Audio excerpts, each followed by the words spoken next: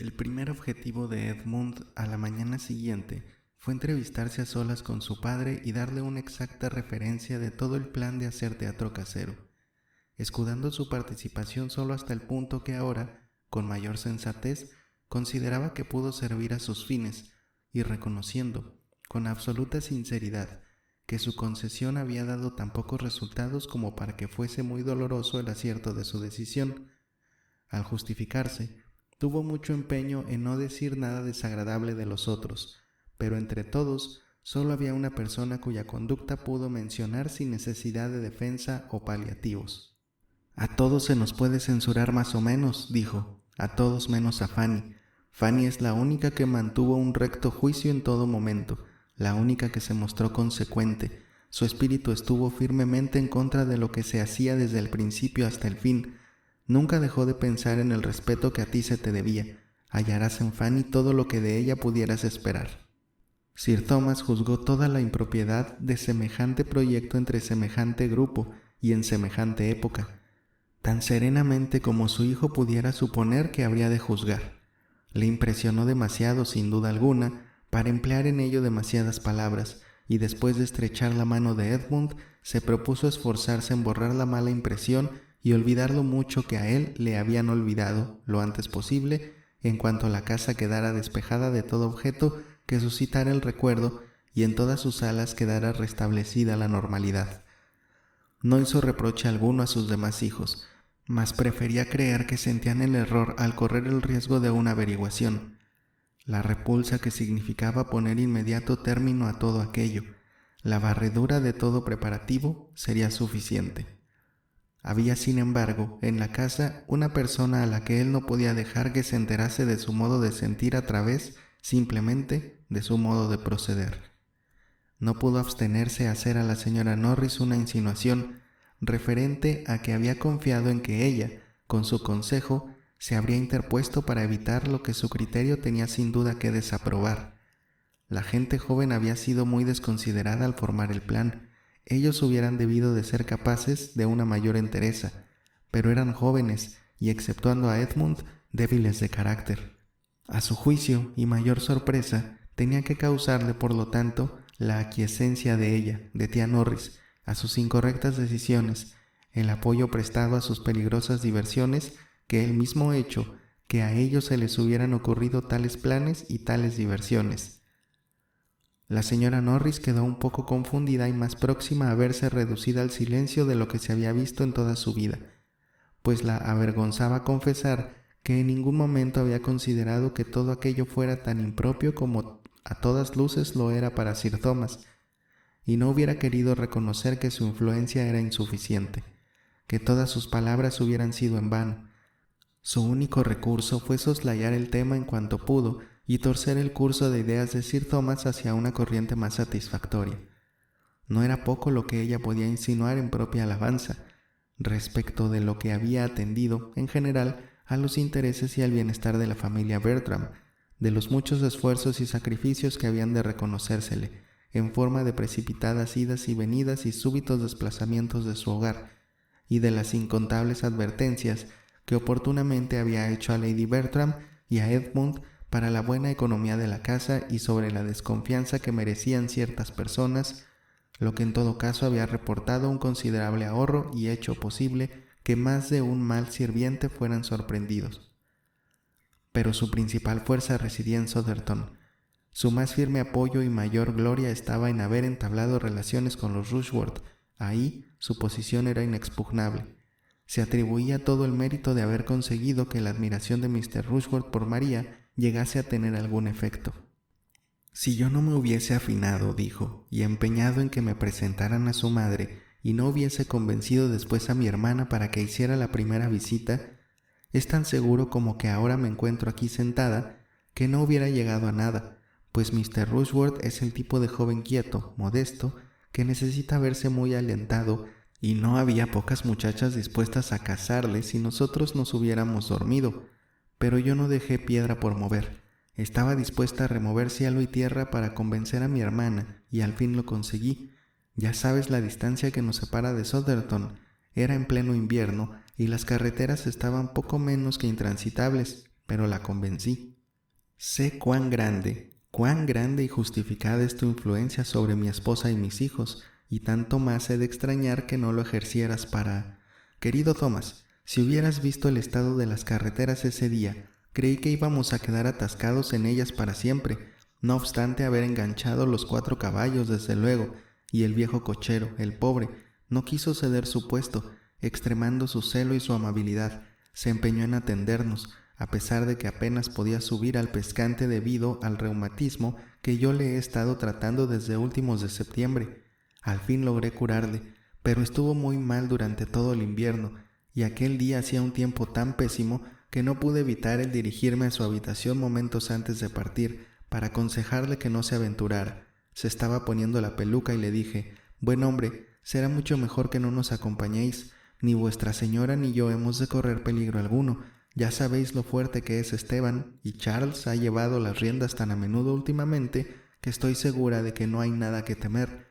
Pero no obstante, pronto comprendí que todo sería inútil. Estaba empeñado en ir, y como no me gusta ser pesada y entrometida, no dije más, pero mi corazón hubo de dolerse por él a cada bache, y cuando nos metimos por los fragosos caminos que se encuentran a la altura de Stouch, que con sus lechos de piedras cubiertos de nieve y escarcha eran algo mucho peor de lo que pueda caber en tu imaginación, mi angustia por él llegaba ya al paroxismo. ¿Y qué no voy a decirte de los caballos? Había que ver cómo tiraban los pobrecitos animales. Ya sabes lo mucho que siempre he compadecido a los caballos. Y cuando llegamos al pie de la colina de Sandcroft, ¿qué dirías que hice yo? Vas a reírte de mí, pero es lo cierto que me apeé y subí la cuesta andando. De veras que lo hice. Puede que no les ahorrase mucho esfuerzo, pero siempre era algo. Y yo no podía soportar eso de permanecer cómodamente sentada y dejarme arrastrar hasta la cima, a expensas de esos nobles animales. Cogí un tremendo resfriado, pero esto me tuvo sin cuidado. Mi objetivo se había logrado con la visita. Espero que siempre consideraremos la relación con esa familia digna de todas las molestias que pudo ocasionar su establecimiento. No hay nada que resulte muy convincente en los modales de Mr. Rushworth, pero me causó satisfacción anoche con lo que parece ser su opinión en un asunto, su decidida preferencia por una tranquila reunión familiar en vez del bullicio y la confusión inherentes del teatro casero. Parece que sus sentimientos corresponden exactamente a lo que uno pudiera desear. Sí, desde luego, y cuanto más le conozcas, tanto mejor te parecerá el muchacho. No tiene una personalidad brillante, pero posee otras 1000 buenas cualidades y siente por ti una tal veneración que casi han llegado a reírse de mí por ello. Le asegura a usted, señora Norris, me dijo el otro día la señora Grant, que aunque Mr. Rushworth fuera hijo suyo, no le podría tener más respetos a Sir Thomas. Sir Thomas abandonó su propósito, vencido por las evasivas, desarmado por los halagos de su cuñada, y vióse obligado a darse por satisfecho con la convicción de que, cuando se trataba de una diversión inmediata para aquellos a quienes ella tanto amaba, su cariño se sobreponía a veces a su buen juicio. Sir Thomas estuvo muy ocupado aquella mañana.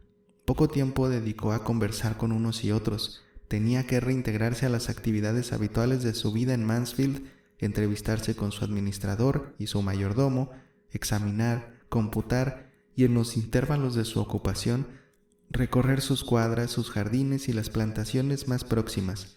Pero, activo y metódico en su proceder, no solo todo esto había hecho cuando volvió a ocupar su puesto de jefe de la familia en la mesa a la hora del almuerzo, sino que además había dejado al carpintero trabajando en derribar todo lo que tan recientemente había levantado en el salón de billar, y había despachado al escenógrafo con suficiente antelación para que fuese justificada su grata creencia de que el hombre se hallaba ya ahora, por lo menos, en Northampton o más lejos aún. Sí, se había marchado el escenógrafo, después de haber ensuciado nada más que el englosado de una habitación, estropeado todas las esponjas del cochero y conseguido que 5 de los criados inferiores se volvieran holgazanes y quedaran descontentos, y Sir Thomas tenía la esperanza de que un par de días más bastarían para borrar todo signo externo de lo que allí hubo, y hasta para la destrucción de todas las copias sin encuadernar de promesas de enamorados, pues en el acto quemaba todas las que descubría su mirada. Mr. Yates empezaba a entender ahora las intenciones de Sir Thomas, aunque estaba tan lejos como antes de entender sus motivos. Él y su amigo estuvieron fuera casi toda la mañana con sus escopetas de caza, y Tom aprovechó la oportunidad para explicarle, con las oportunas excusas por la rareza de su padre, lo que debía esperarse. Mr. Yates lo sintió con toda la intensidad que es de suponer. Verse por segunda vez chasqueado en sus mismas ilusiones era ya un caso de mala suerte extremada, y fue tal su indignación que, de no haber sido por atención a su amigo y a la hermana menor del mismo, se dijo que sin duda hubiera increpado a Sir Thomas por lo absurdo de sus disposiciones y hubiera discutido con él hasta hacerle entrar en razón. Esto se decía con gran firmeza, mientras se encontraba en los bosques de Mansfield y durante el camino de regreso a la casa, pero había algo en la presencia de Sir Thomas, cuando estuvieron sentados en torno a la misma mesa, que hizo pensar a Mr. Yates que era más prudente dejar que siguiera su camino y lamentar su insensatez sin hacerle oposición. Había conocido a muchos padres desagradables hasta entonces y había padecido las inconveniencias que los mismos ocasionan, pero nunca, en el curso de toda su vida, se había tropezado con uno que fuera tan inteligiblemente moral, tan ínfimamente tiránico como Sir Thomas. Era un hombre que no se podía soportar más que en atención a sus hijos, y podía agradecerle a su hermosa hija Julia que Mr. Yates se dignase permanecer unos días más bajo su techo. La tarde transcurrió en medio de una aparente apacibilidad, aunque casi todos los ánimos estaban soliviantados, y la música que Sir Thomas pidió a sus hijas contribuyó a ocultar la falta de armonía real. No era poca la agitación de María. Para ella era de suma importancia que ahora Henry no perdiera tiempo en declararse, y la mortificaba que pasara, aunque solo fuese un día más, sin apariencias de haberse adelantado nada en aquel punto. Había estado esperando verle durante toda la mañana y por la tarde seguía esperándole aún. Mr. Rushworth había partido temprano, con las importantes nuevas, para Sotherton, y ella había acariciado la esperanza de que las cosas se aclarasen inmediatamente, de modo que él pudiera ahorrarse la molestia de volver jamás. Pero nadie de la rectoría se dejó ver, ni un alma viviente, ni se habían tenido de allí más noticias que unas amables líneas de felicitación e interés de la señora Grant para Lady Bertram. Era el primer día, desde hacía muchas semanas, que habían pasado completamente separadas las dos familias. Nunca habían pasado 24 horas hasta entonces, desde que empezó el mes de agosto, sin reunirse por un motivo u otro. Fue un día triste, angustioso, y el siguiente, aunque distinto por la clase de infortunios, no los aportó en menor escala. A unos breves momentos de júbilo febril siguieron horas de agudo sufrimiento. Henry Crawford estaba otra vez en la casa. Acudió con el doctor Grant, que sentía impaciencia por ofrecer sus respetos a Sir Thomas, y a una hora bastante temprana fueron introducidos en el comedor de los desayunos, donde se hallaba casi toda la familia. No tardó en aparecer Sir Thomas, y María vio con deleite y emoción cómo el hombre que ella amaba era presentado a su padre. Sus sensaciones eran indefinibles, y no lo fueron menos unos minutos después, cuando oyó que Henry Crawford, el cual se hallaba sentado entre ella y Tom, preguntaba a éste si había algún plan de reanudarlo de la función después de la presente y feliz interrupción, dirigiendo cortésmente una significativa mirada a Sir Thomas, porque en este caso él se comprometía a volver a Mansfield en el momento en que fuese requerida su presencia. Ahora debía marcharse inmediatamente, para reunirse sin demora con su tío en Bath. Pero, si existía algún proyecto de dar la representación de promesas de enamorados, se consideraría positivamente obligado, rompería cualquier otro compromiso que pudiera adquirir, condicionaría totalmente la estancia con su tío a la eventualidad de reunirse con ellos en el momento que fuera preciso. La representación de la comedia no debía perderse porque él estuviera ausente. Desde Bath, Norfolk, Londres, York, cualquiera que sea mi paradero, dijo, desde cualquier punto de Inglaterra me reuniré con vosotros a la hora de recibir el aviso. Fue una suerte que en aquel momento tuviera que hablar Tom y no su hermana. Él pudo decir inmediatamente, con natural soltura, «Siento que te vayas, pero, en cuanto a nuestra comedia, esto se ha acabado ya, está completamente listo», mirando significativamente a su padre. «El escenógrafo quedó despedido ayer, y pocos vestigios quedarán del teatro mañana. Yo ya sabía que había de ser así, desde el primer momento, Es todavía pronto para ir a Bath. No encontraréis a nadie allí. Es más o menos la época en que suele ir mi tío. ¿Cuándo piensas marchar? Es posible que hoy mismo me encuentre ya en Banbury. ¿Qué cuadras usas cuando estás en Bath?, fue la siguiente pregunta de Tom. Y mientras esta derivación del tema ocupó el diálogo, María, que no carecía de orgullo ni de resolución, se preparó para intervenir en la conversación cuando le tocara el turno, con un mínimo de calma. No tardó Henry en volver el rostro hacia ella, para repetirle muchas de las cosas que ya había dicho, aunque con acentos más dulces y una marcada expresión de pesar. Pero, ¿qué importaban sus expresiones y sus acentos? Se iba, y aunque no fuese voluntaria su partida, era su propia voluntad la que decidía permanecer alejado. Pues exceptuando lo que pudiera deberse a su tío, todos los demás compromisos se los imponía a sí mismo. Podía hablar de obligaciones, pero ella conocía su total independencia, la mano que con tanta fuerza había aprisionado la suya contra su corazón. La mano y el corazón aparecían ahora igualmente inertes e impasibles.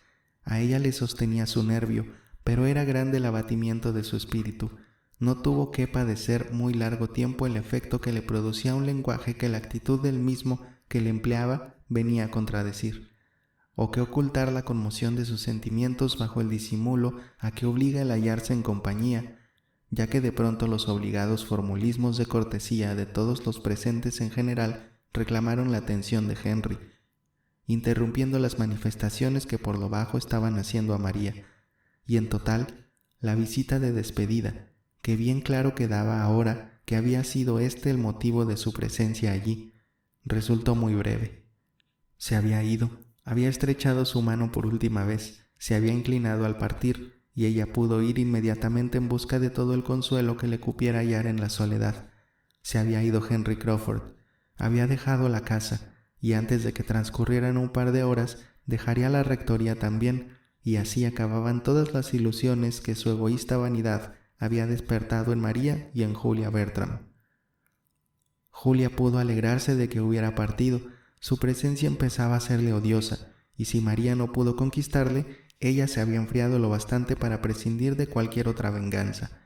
No sentía necesidad de añadir el escándalo a la deserción.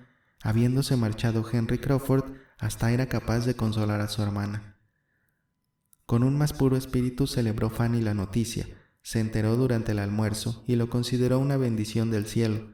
Todos los demás lo comentaron con pesar y ensalzaron los méritos del ausente, con la debida graduación del sentimiento, desde la sinceridad de Edmund al expresar su consideración con excesiva parcialidad, hasta la indiferencia de su madre al hablar solo por pura rutina formulista. Tía Norris empezó a mirar inquietamente a unos y a otros y a maravillarse de que, a pesar de lo que él se había enamorado de Julia, la cosa hubiera quedado en nada, y casi llegó a temer que ella había puesto poco empeño en fomentar aquel amor, pero teniendo que velar por la felicidad de tantos, ¿cómo era posible que, aun siendo tanta su actividad, estuviera a la altura de sus deseos? Al cabo de un par de días, Mr. Yates se había ido también. En la partida de éste tuvo Sir Thomas un primordial interés, deseando estar solo con su familia. La presencia de un extraño superior a Mr. Yates le hubiera resultado molesta, pero tratándose de él, fruslero y atrevido, ocioso y derrochador, era algo vejatorio por todos los conceptos. De por sí era ya un sujeto cargante. Como amigo de Tom y admirador de Julia resultaba ofensivo. A Sir Thomas le había sido totalmente indiferente que Mr. Crawford se fuera o se quedase, pero al expresar a Mr. Yates sus buenos deseos de que tuviera un feliz viaje, lo hizo con auténtica satisfacción. Mr. Yates había permanecido allí hasta ver la destrucción de todos los preparativos teatrales llevados a cabo en Mansfield, la desaparición de todo lo concerniente a la representación. Dejó la casa envuelta en la sobriedad que definía su carácter, y Sir Thomas tuvo la esperanza, al verle abandonar a sus padres, de haberse librado del peor objeto relacionado con aquel proyecto y del último que forzosamente tenía que recordarle la existencia del mismo proyecto. Tía Norris contribuyó a que desapareciera de la vista de su cuñado una de las cosas que podían causarle disgusto, el telón, cuya confección ella había dirigido con tanto talento y tanto éxito. Se fue con ella a su casita, pues dábase la casualidad de que precisamente necesitaba tejido de bayeta verde para algunas aplicaciones.